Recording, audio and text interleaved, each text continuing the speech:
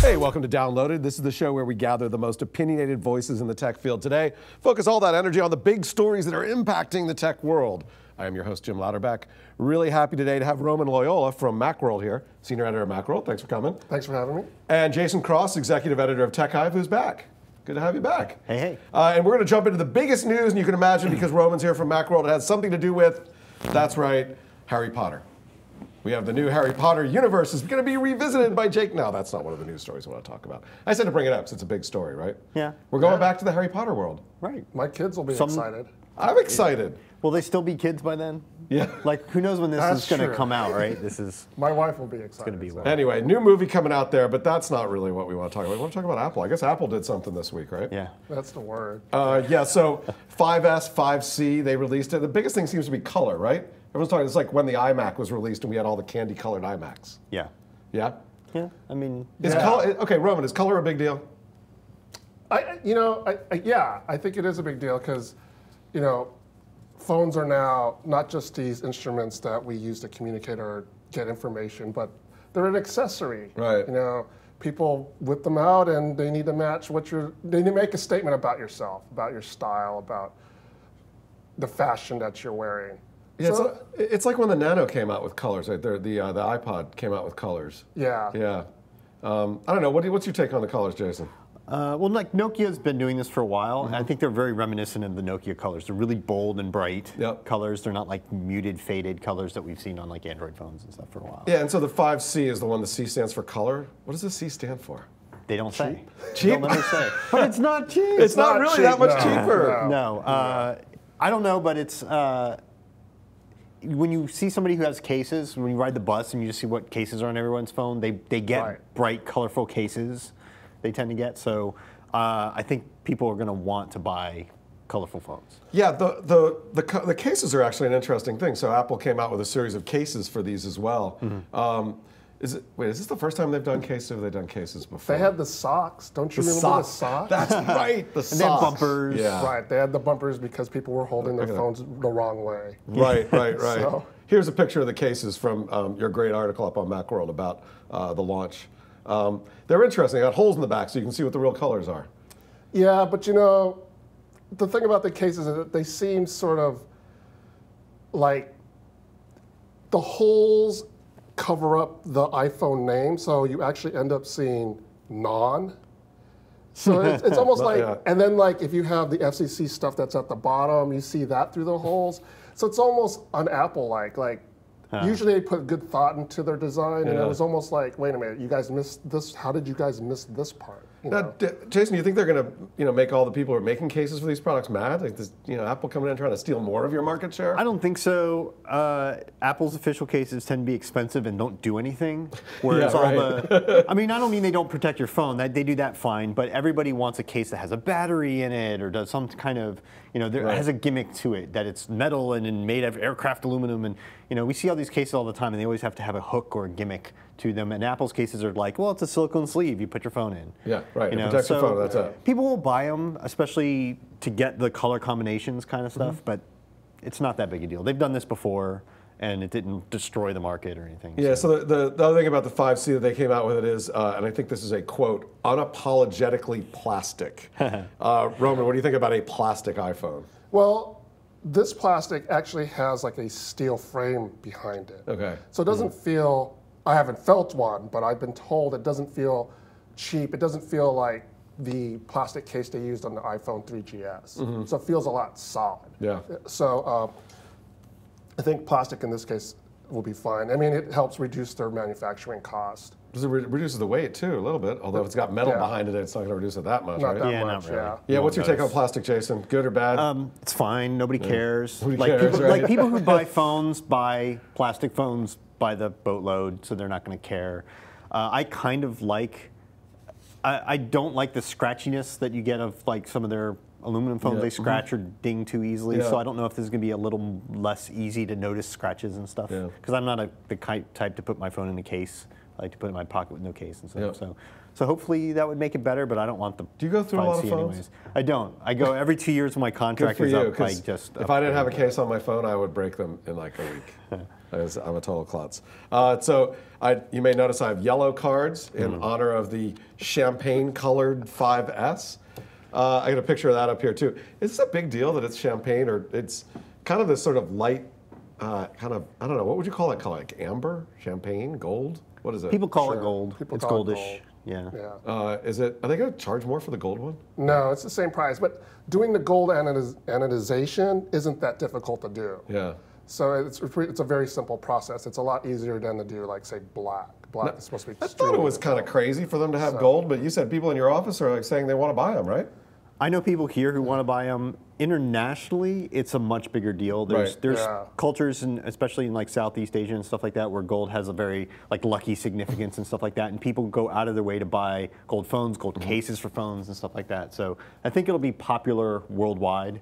I don't necessarily know that people are dying to get a gold phone in the U.S., but. So gold is this real sign of the internationalization of the iPhone then, is what I think I hear you say. It could be, yeah. Yeah. Should we? So this is the 5S. I'm trying to keep the 5S and 5C together. C stands for color for me. The 5S is the more expensive one. It comes in 3 colors. You've got silver, black, and gold. Do you think we'll see more colors in the sort of high-end flagship product line, Roman? No, I think you're going to have this much. I kind of think of it as you have, for instance, in Apple's laptop line, you have the MacBook Pro and the MacBook Air. And then on the desktop line, you have the Mac Pro and the iMac. You have the Mac Mini too, but we'll put that aside. And then on the iPhone, you have the 5S and the 5C. So the 5S is kind of like the iPhone Pro, so to speak. Yeah. So it's more about performance. It's more about people who need more out of their phones. I don't think you're going to see the more new colors. features. The new features are on these phones. You know, the fingerprint reader and the new processor and the things new like camera, that. all that So stuff's on the S. let's talk about the processor for a minute, because this, to me, seemed to be one of the really interesting aspects of the phone launch, maybe the only interesting aspect of the phone launch. The A7 processor. Jason, we work together on Extreme Tech. I know you're deep into the tech of these processors. Yeah. 64-bit processor. What does that mean for a phone? In this case, it really doesn't mean anything. The fact that it's 64-bit is just the easiest thing to put out there and make somebody glom onto and go, oh, 64-bit, that's more and stuff. The thing about it is these are all based on ARM's architectures, right? And for the last several years, everyone's been using ARM version 7, the ARM v7 architecture. That's what fuels the Qualcomm Snapdragon cores and all that stuff that everybody uses. This is the ARM v8 architecture, and they're just first with that. So in addition to being 64-bit, there's a lot of other really neat stuff in this ARM v8 architecture. Such as? Things dealing with register space, cleaning up the instruction set, cleaning up the way tables are handled for the instructions and stuff. ARM calls it the biggest change they've ever done to their architecture. So good performance enhancements, but also will it be easier to write apps for? Will it crash less? It'll be easier to sort of optimize for, and it'll probably give you better sort of performance per transistors spent on your design and stuff. So they're cleaning up a lot of stuff. There's a lot of good stuff in there that has nothing to do with it being 64-bit per se. And everybody's going to be going to this soon anyways. So, NVIDIA's Project Denver, which is their after Tegra 4 chip, is ARM v8. Qualcomm's going to do all this stuff next year. So they're just ahead on this. Everyone else is going to have a 64-bit chip next year. And the 64-bitness isn't the interesting stuff yet. Not until we run out of the RAM. Not until we have 5 gig, 6 gig phones, RAM phones. So Roman, what's your take on the processor stuff? Is this a big breakthrough, or is it just, it's incremental, but it's good? Well, I think what's going to happen is people are going to get their new phones with this fast processor and say, I don't notice anything. The problem is the software needs to be optimized for the processor. So it's going to be a little while before the developers catch up and write 64-bit apps. So the initial reaction is going to be, what? And then later, after that's gone, maybe we'll see more performance out of this processor. Even without 64-bit, there's a good number of apps that'll run faster. Just by virtue of the way the architecture's changed. So I thought I heard a claim was desktop performance. It's like, was this a desktop from like 10 years ago? Whatever that means. Is that just marketing speak? It's marketing speak, but I mean, some people you could interpret it as a peek into what Apple might be doing, because Apple for a while has been wanting to do their own processors. You know, Bob Mansfield that was his project for a while. And so, you know, there's a theory you could think that maybe a future MacBook Air, maybe not necessarily this, the next one coming out, which will probably be more Haswell based than anything, maybe that'll have an A7 processor down the line. So, you know, and you can see the MacBook Pro still having the standard Intel architecture set, right, yeah. And then, you know, the ARM processors in the MacBook Air. You know, I'm making stuff up, but No, I hear you. But, you know, you could think that's kind of a natural step. You know, it'll definitely be in the new iPad, so. Yeah. Yeah, definitely. Do you guys ever get confused when you're like, it's called the A7 from Apple, but it's the ARM 8 core? Is that just, you guys sit there like, oh my God, I said the wrong thing again? Yeah. What version of the ARM architecture and stuff like that they're based? Nobody cares. Right. Yeah. Like they don't. Apple doesn't even announce it. You have to work backward from the other things they announce to figure out what they're really doing. So. Yeah, I don't really think you care unless you're a hardcore developer. Yeah. All right. So Roman, explain the other thing I thought was interesting: the motion coprocessor. What so the heck is the M7? That. So this processor, it's dedicated to things like the accelerometer, the gyroscope, I believe also GPS.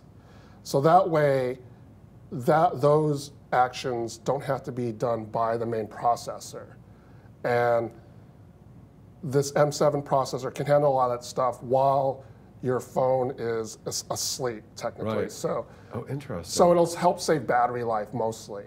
So you can do things like have your pedometer on. It'll keep track of it, and then when you go into your pedometer app, it'll give that information to the app. So then your data is up to date.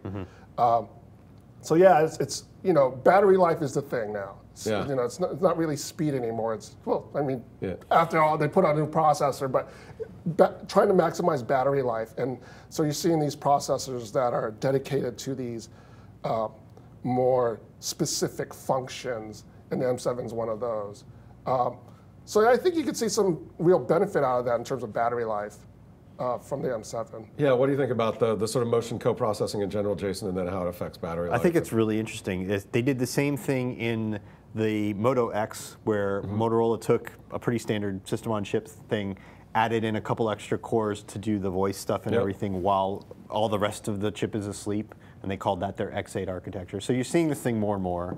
There's this whole class of apps like Moves and stuff that are, you know, meant for you to fire up the app, put the phone in your pocket, let it sleep, while it tracks how much you walk around every day, and it just eats your battery, you know. And this lets all those apps work without eating up your battery, which is great. Do you have to rewrite the apps to work with it? Probably. Apple says that there's going to be an API that for app developers to use this. It probably won't be hard, because it's the same as using accelerometer data before. It's just using. So I think it's a cool idea to add these sort of specialized chips in there. It reminds me of sort of other specialized chips we saw in the PC space. I wonder, we see like bio chips and other things as these phones add more capabilities. I mean, you can certainly see a world where there's all sorts of stuff that is specialized. Yeah, I think it's also a point into their watch futures, right? Like the M7 will be in the watch. Yep. Because you would want the watch to do all this accelerometer stuff with as minimal battery impact as possible. Yeah, right. There's not a lot of room for a battery in there. Right. So is the battery life, I mean, what's your sense? I know you guys haven't put it through the paces in either of your labs to see whether the battery life is actually better, substantially, or worse, but is your sense that it's going to give much better battery life? Well, I believe there was an article by Anantech. Yeah. They went through the patents filing, and they found a patent that showed that the battery is actually larger than in the iPhone 5.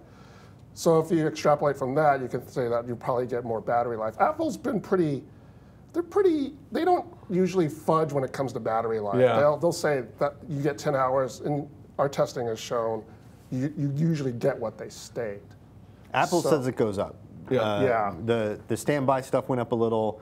All the use, the browsing time and talk time stuff went from 8 to 10. And when they said 8, we generally got 8 in our tests. So that's good. So I wouldn't be surprised if we genuinely got 10. Tell me a little bit about the camera here. They said it's a lot better on the 5S, right, Roman? Yeah, so it's still an 8 megapixel camera, but it uses larger microns now. So that's, you know, the whole thing is you have cameras like the 41 megapixel camera on the Windows Phone, and then, but photo enthusiasts will tell you that it's not necessarily megapixels, it's image quality. And Right. the new microns on the phone are supposed to create better image quality. There's also a new flash that's Well, yeah, the flash is really interesting. Okay, Yeah. so I read about this in your great go ahead. article, which I thought there's two colors, right? Right. A blue white and a warm white. Yeah. Am I saying that right? Right. Yeah. Sort Yeah, and they claim like 1,000 different shades that you can put in. I mean, is this a big deal, Jason? It is actually. This is an example of actual innovation, as opposed to just like kind of Nice. stepping the next step or whatever.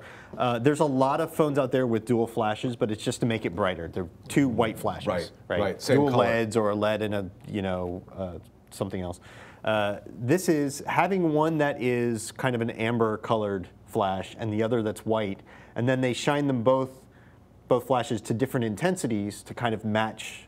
It measures the white balance of what you're shooting at, and then flashes the flash to kind of match the white balance. Yeah. Photographers will tell you this is a big deal. They used to put gels on their flashes Right. if you had like the tungsten lamp instead of the whatever. So this lets the phone do that automatically. If it works, it's really going to make a big difference on those low light indoor shots where the flash goes off. The color balance will be so much better. In those Yeah, phones. and everybody will This could stop really looking work. like ghosts or whatever, Or plastic Right. dummies. Plastic and stuff, dummies, yeah. right? Exactly. The thing that I really liked about it also is shoots 120 frames per second video at 720p, which means we're going to see some cool slow-mo stuff, right?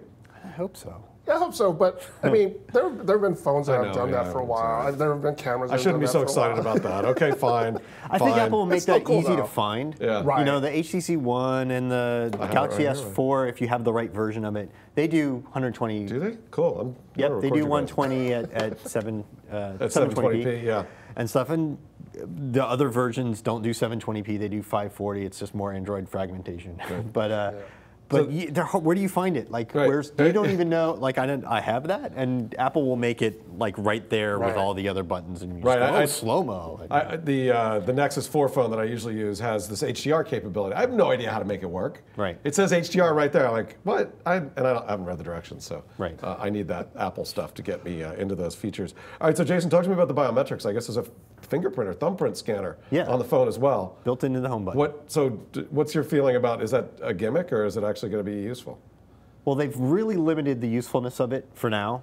It's there to unlock your phone, and it's there to put in your Apple ID password when you need to buy something from the Yep. store. That's devs can't use it. It doesn't do anything else in your phone. It doesn't put passwords in your websites or anything Right. like that. That's probably a good thing right now. Why? From a security standpoint, just to make sure nobody can get your fingerprint. Nobody can get. It doesn't actually use your fingerprint directly. It's like send it to Apple or anything.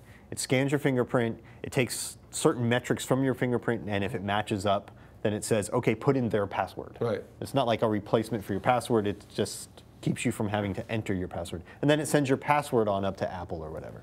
So you got to keep this stuff locked down because everyone's going to freak out if your fingerprint can become available to other third parties who can then get hacked and leak it or whatever. So, Yeah. So keeping it locked down for now is probably good. I think it's really handy. I can't tell you, you better have a passcode on your phone, right? Yeah. And I can't tell you how many times I'm quickly trying to get in my phone and I hit the same number twice or I fudge it. And I would much rather just like open it, put my finger on the home button and I'm just in. That would be handy to me. Yeah, but It's not Roman, that look, big a these deal. fingerprint scanners historically haven't worked very well. Like I've got No. one on this right Yeah. here. I never use it. It doesn't work. Yeah. Do you think that they've crossed that threshold, or is this Siri all over again? Well, yeah, I still need to try it out to see if it works. I mean, the one thing about the scanners that you had in the past, I mean, you had to swipe your finger, and when you have motion against a scanner, you're always introducing anomalies there, so that's a problem. So it's nice that you'd be able to place it and then the scanner reads it. So it seems like Apple has figured this out. I don't think they normally wouldn't put out a feature, well, I can't say that Siri came out. They typically wouldn't put out a feature like this if they felt confident that it would really work. You'll notice no Mac laptops have ever had fingerprint readers. Yeah, that's true. Even though they've Good- been around good forever point. I did because not they're notice that, crummy. yeah. So Right. maybe it's because they're crummy and they made a good Right. one, right? Well, now our phones all have, most of them have forward-facing cameras too. Do you think we get to a point where we do iris scanning or other sorts of things that are sort of harder to fake? Can you fake a fingerprint scan? Depends on how it's scanned. Yeah. It depends on the technology the scanner uses. Some of them you can actually like take a black photo and white of it, photo print. Right. I've read that this scanner can't, or the iPhone scanner can't be faked because it requires, it goes through the dead layer of skin and requires live skin, so to speak. So the scanner somehow knows how to figure that out. Wow, that's... So if you had like a dead, my dead body and... It's not going to work for zombies then. Right. Zombie apocalypse, don't take your phones. Yeah. So, I guess as long as rigor mortis hasn't set in, you can still use it. Honestly, if your phone... It's disgusting. If somebody has the wherewithal to like get your fingerprint off of a glass or something like that, and then make a print of it, and they have your phone, which they'll need to lock in it. By that point, I would not be so worried about like, oh, they're going to get in my fingerprint. Like, whether you used a password instead of a fingerprint, they have, if they want you to get in your phone that badly, and they have their phone in their possession instead of yours, you're already screwed. Just wipe your phone remotely, get a new one. Like, have a way to do that, exactly. So I think the biometric stuff is interesting, especially if Apple can make it work, and Apple's really good at making stuff like this work at some point. Do you think we're getting towards the end of passwords? No, this doesn't really, well, this doesn't replace This passwords. one doesn't, but we're on the path because this is a first step, right? Maybe. Like then you have to, at some point, get okay with whatever they're going to use instead of a password. The person who has your password, the service, eBay, whatever, you have to be comfortable with, they have my fingerprint. Right, it's because I'm logging in with my fingerprint. Or is there something in here that converts your fingerprint and something else to the password that it sends? I mean, well, that's what it does. That's what they do now. But then you're not at the end of passwords. You still need a password for everything. And then you just don't need to remember them because your fingerprint. It's true, because if they have your fingerprint, So I think we're going to get to whatever the next thing is beyond passwords, because people hate passwords. They don't use them. They use terrible passwords because they can't remember them, and then that's insecure. There needs to be the next step. But whatever the next step is has to both be more secure and more convenient and better on privacy, and nobody's cracked that code. So let's go talk a little bit more on the overall of these phones and Apple and where they're going. I think there's some, we now have two separate versions of the iPhone. Do you see a world, Roman, I'll start with you. Do you see a world where this is the beginning of a wide range of different sizes and shapes? I mean, will Apple make a phablet or any of the things? I hate that word, but I love saying that word. A phablet? Yeah. Well, I also have to remember the iPhone 4S is still on the line. Right, so now we've got 3 versions out there. And that's the cheap phone, really. Actually, Jason and I were talking about this on the way over here, how the one thing I was disappointed about the iPhone 5 is that the screen's longer, but I want it also wider. Right. And I think more people want the bigger screens. Usually when Apple does, they're on a TikTok cycle, just like Intel is on a TikTok cycle. So define a TikTok cycle. Well, so the tick is, I'll make sure I get this right. When a product comes out, the tick is an incremental update. The talk is the major update. Okay, so Apple's on a TikTok. Right, so this is the tick. Okay, so this is they incremental. didn't change the number. Right. They just stuck a letter on the end, right? So, and like you said, the iPhone 5C is essentially the iPhone 5, which is our, with colors. With colors, right? So next year, the iPhone 6, would that be a bigger screen that we all think of as a bigger screen that's also wider and longer? Possibly, yeah. I'm hoping it is. What do you think, Jason? You think we're going to see a lot of different sizes, or at least I don't think we're going to see a screen? lot of different sizes, but I think they have to make a bigger phone. I'm a little surprised they've taken this long. People in stores are gravitating toward the bigger screen phones to a degree that I think is ridiculous, to the point where I'm like, yeah, you love that right now when you're in the phone using it, and then when you put it in your pocket, your bag, whatever, you're going to hate how this 6-inch phone or whatever. Exactly. But I think the one you've got there, like the HTC One, like that's what, 4.7 or something? Something like that, yeah. I think that's a great size. That's pocketable, it's bigger and easier to see, it's easier to be accurate on the keyboard. There's a lot of benefits to it. I would love to see them take just the iPhone 5 they have now and just stretch it up just half an inch. Just a little, not like crazy, not a phablet, but bigger phone. Yeah, it'd be interesting to see if they actually make a phablet too. I mean, they've got the iPhone minis. You got the capability to do it. And there are people, I'm amazed. People buy that stuff. Yeah, I'm a little amazed that people buy the phablets. But if you got a phablet in your bag and if you carry a purse through everywhere, right, and you have a headset, what do you need? All you do is click, answer, click. But then do they need the iPad mini? And it's just not like Apple to have so many versions. But they did it with the iPod. Think about the iPod. We had the iPod mini, we had the Nano, we had the this and the that and not the blah all at the and same blah. time. Yeah, You know, right. at a time, you always have like the big one, the little one. Yeah. But I think they'll do like they do with the MacBooks. They have the 13 and the 15, or the Right. 11 and the 13. I wouldn't be surprised if the iPhone 6 came in a big and a small, and that was okay. Yeah. So a lot of the talk also about this is that the new C is an inexpensive iPhone. Yeah. But it's still $550, and Yeah. I'm talking about unlock. You know, if you buy it without a subsidy, and the S. Is it the whatever it is, the other 5S. one? 5S. Yeah. I mean, it goes up to $850 if you get all the gigs of memory in it, or all the memory, the storage. I mean, those are not cheap phones. No, they're still exclusive products. They're not cheap. Yeah. I mean, like the 4S is the cheap product. And then It's what the is that free phone. unsubsidized? $400 or $500? 400, right? Yeah, 400, something like that. Yeah. Yeah. I think Yeah. unsubsidized. That's a lot of money. It's still a lot of money. Yep. Yep. I mean, the Nexus 4 I bought was like $350. Yeah, right? Yeah. they're not coming close to that. I'm a little surprised the 5C wasn't, you know, a $499 or $449 phone. Not for here, where people Right. all buy on contracts anyways, but it's even worse in China. Like you would think, Yeah. oh, maybe that's just here. Yeah. It's not so bad in China. The China unsubsidized price is even worse. And you Yeah. would think that that's where the market where they want to get a more affordable, not even like the dirt cheap, they're not going to go there, but get the mid-tier phone. It's not even a mid-tier phone, really. Well, sooner or later, I think they have to do a $250 phone or a $300 phone. I mean, make it say $250. $250 is still a lot of money around the world, Yeah. but it's a lot cheaper than where they are now. Yeah. If they want market share, they're not playing the market share game, though, are they? No, it's all about profitability for Apple. I mean, how much?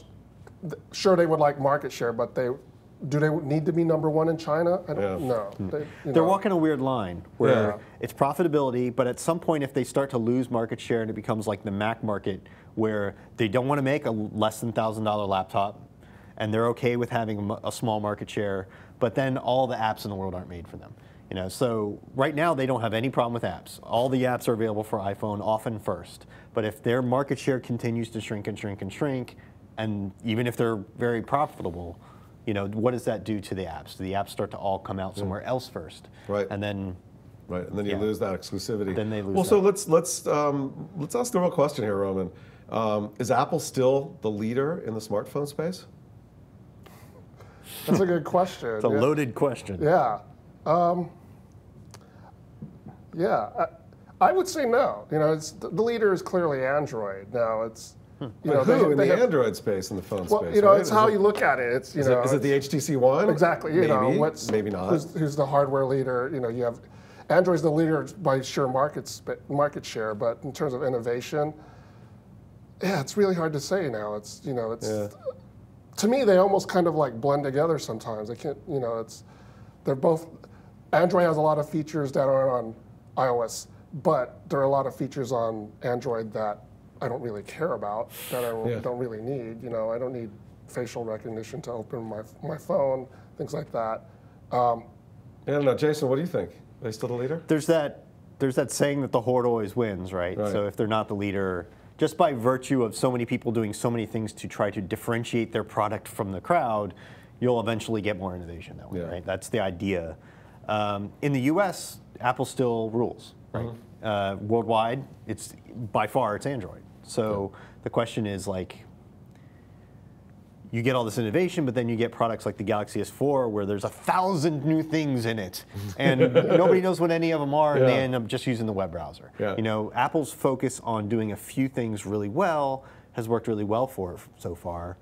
But to call them the leader, I think you can at least say it's nebulous. Like you could at least make an argument that they're not the leader. You know, where you couldn't say that a few years ago. How'd the Mac faithful respond, Roman? I mean, you talked to them. What'd they say? Were they happy? Were they not? They were pretty happy. I think they wish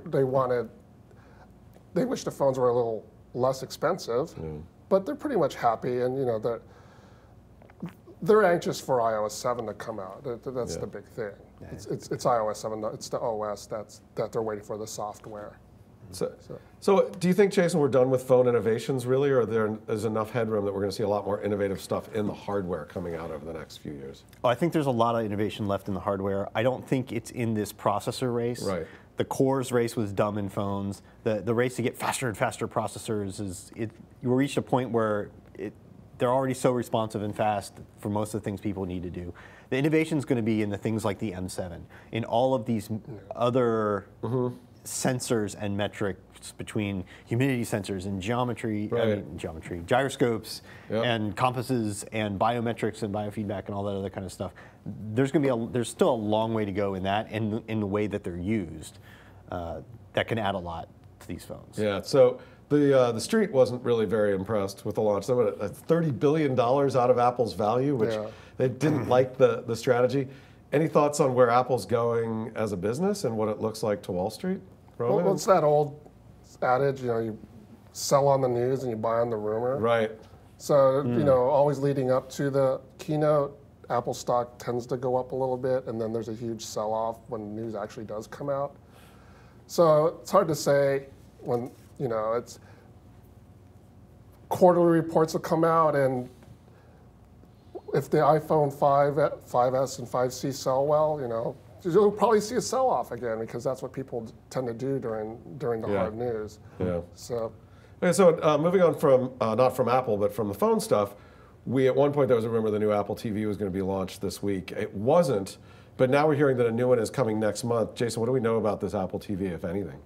The rumor mill right now is saying it's not the television set. It's a new version of the puck. The puck. Put under your thing. So I got a picture up there. You can see the which puck. would make sense. They kind of tend to update that quietly to have the latest version of whatever chip is in the thing. It needs better software. Yeah. I mean, Roku's killing them on supported services and stuff like that. Well, that would be nice. Do you think this is going to be a big reaction, Roman, to Chromecast? Because Chromecast is taking a lot of buzz out of that sort of over the top, go from here to there, AirPlay sort of thing. Yeah, well, I mean, you have the new consoles that are coming out. You have Chromecast. There's a lot of competition. I think they're going to lean a lot on iOS 7 to kind of. I mean, the OS of the Apple TV is based on iOS 7, Right. So they're going to lean a lot on that to help make it different. What's gonna make it different? Like, what are they going to do with that iOS 7 to make it different? Well, it's hard to say. Yeah, if you can't say, you can't say. I know Apple comes and debriefs these guys on new stuff. Sometimes, and there's often things that you just can't say. So don't say anything. One thing to point out, I mean, the 64-bit processor, maybe there'll be a 64-bit processor in the Apple TV, because, the new consoles that are coming out, they support 8 gigabytes of RAM. Right.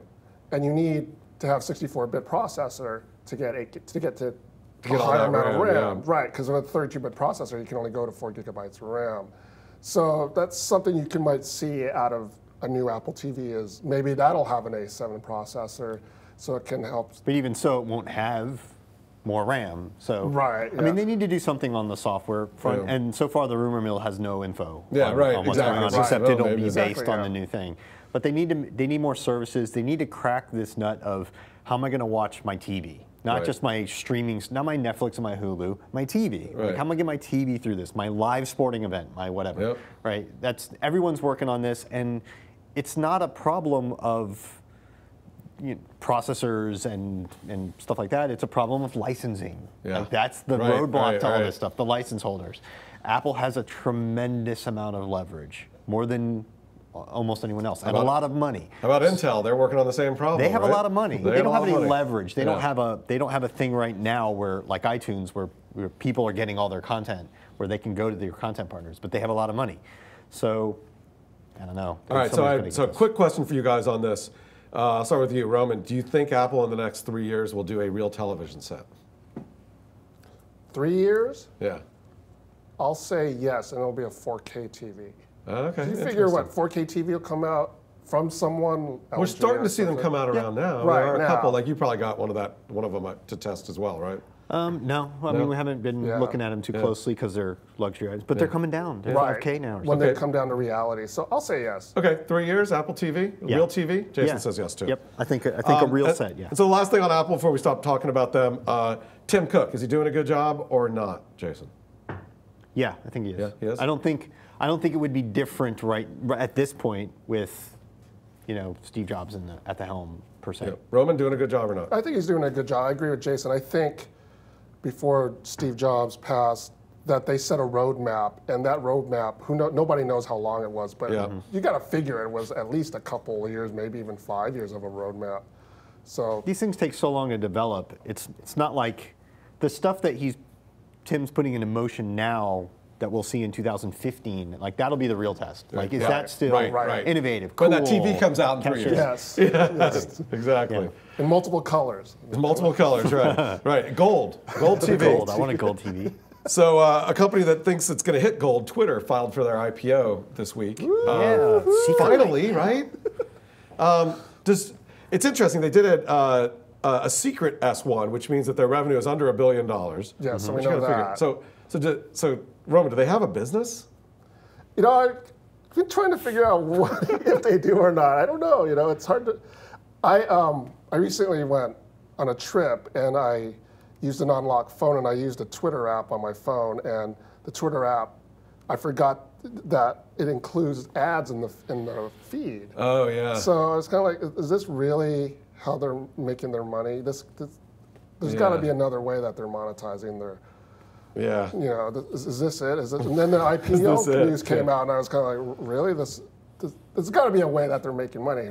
Well, we'll find out, because they're going to go through this process. Like, you know, Groupon went through this publicly, where they were going to use this funny accounting methodology, ended up not using. Kind of was a little bit of a tarnish for them. Twitter can actually go through this without us knowing about it, which is probably good. But I don't know. Do you think we're going to see some surprises in that S1, Jason? You going to figure out what their business really is? I don't think so. I think the fact that they were able to do the secret thing that says they have less than $1 billion in revenue, I think that's what people think. They expect. They're not making a lot of money right now. They're acquiring users and making a very small amount of money. And the question is, when they have to turn that in, when they have shareholders to please, and they have to start more aggressively monetizing their user base, are they going to start cheesing everybody off, and they don't want to use Twitter, they want to use something else? So everyone said that about Facebook, but Facebook's number of users hasn't gone down. So I think it's interesting that they announced it with a tweet. Did you see this? Yeah. I think it's so cool. It's like, hey, we did this. Guess what? This tweet does not constitute an offer of any securities for sale. So we're all working in San Francisco, living in this area. This is actually a nice big win for San Francisco, the city, right? We haven't seen a big company launch in San Francisco and get this big for a long time. I think it's a great win for San Francisco. It is, but there's, this is getting into San Francisco culture and politics. I mean, there's a whole debate about, the tech companies coming in and taking over and kind of like changing the whole atmosphere and how the areas are changed or different now. Because, it's San Francisco. And people are very proud of their neighborhoods in San Francisco. Well, just imagine what's going to happen. Twitter goes public, right? And all of a sudden, all the people working at Twitter for the last 5 years make a ton of money.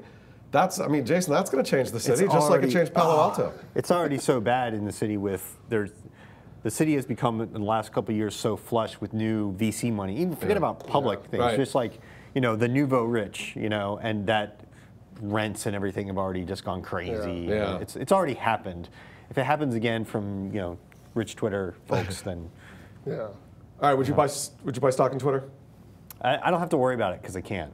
Oh, that's right, you can't. You're probably the same boat. Right, you can't. Okay. So I now haven't even thought about it. Okay, so would you advise your mother to buy shares of Twitter?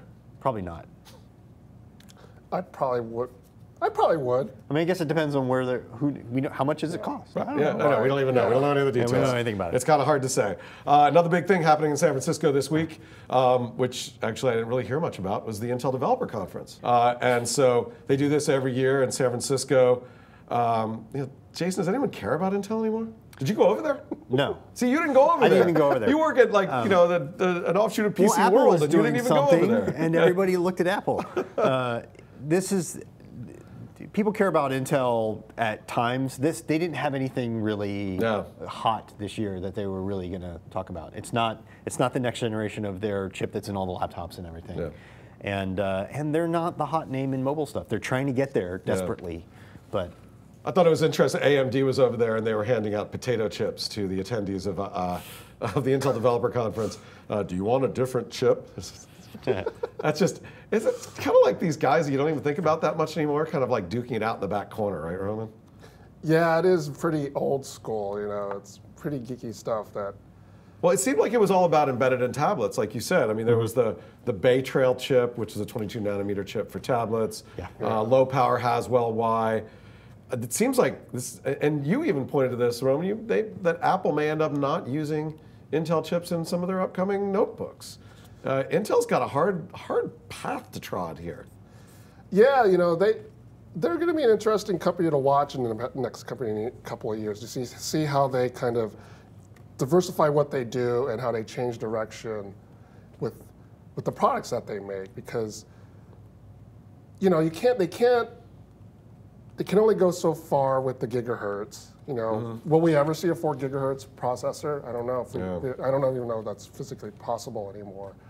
And there are other challenges now that these PC and mobile companies are trying to conquer. People are satisfied with their speed when it comes to their computers. Yeah. And so it's hard to convince people I don't think people are upgrading their computers as much anymore. Yeah. The thing that I thought was interesting is that, Jason and I worked at this site called Extreme Tech 10 years ago or so, and it was all about it's like rebuilding your computer, DIY, build your own, upgrade your motherboard, upgrade your chip. This may be the end of the socketed chip, right? And this could be the end of the whole DIY market, right? Maybe. I had mixed feelings about this. I thought about this for a while, and I thought, well, yeah, that kind of stinks. On the other hand, half the time somebody really wants to upgrade their CPU, it's an incompatible socket anyways, they have to get a new motherboard.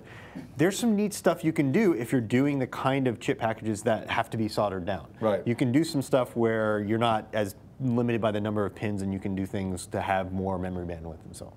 So it could be that they're still enthusiast computers, but you buy a whole motherboard with a CPU on it and everything, for more money, but it's that whole thing, and then you plug in your high performance graphics card and your other stuff. The guys who make Silver Ice are bumming.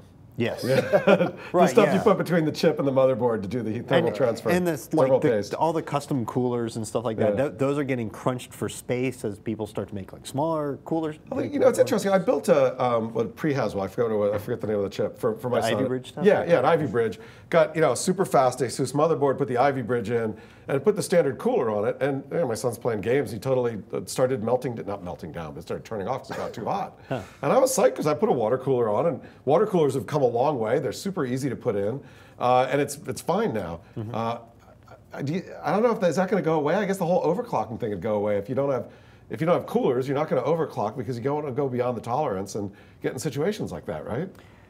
Managing how much voltage and current and everything these chips do has gotten to be such an incredibly sophisticated part of these packages, of these chips. They're putting more into the chips, more parts of the system. They're integrating more into the chips, and they're doing a whole lot more about turning off parts of the chips that aren't in use and all this other. It's all a power game now, right? Yeah. And that's really where all the innovation is happening. Like you said, it's not in performance, it's in getting the same performance and more battery life for lower power consumption and all this stuff. And a lot of that is because of server racks that people are putting in, right? So if you go in and put one of these chips in a server rack, you spend so much money to cool those server racks. Yeah, more than the chips cost. Right. Yeah. So it'll be interesting to see how Intel develops as they move along. Are they going to move more to mobile? Are they going to end up becoming? They have to. Yeah. But will they be successful? Yeah. Or will they become irrelevant? So I want to go through just before we're done, just a couple of quick stories. Get your thoughts on it. First of all, Sony's coming out with the PS Vita TV, about $150. Allows you to, I guess, hook up play Vita games on your TV. What's your take on this, Jason? It's neat. They haven't announced that they said they have no intentions right now of selling it outside of Asia. Oh, well, that sucks. But that's what they always say until they announce the U.S. release. So whatever. Right. I think it's cool. It's a lot like an Apple TV. It's a little puck thing.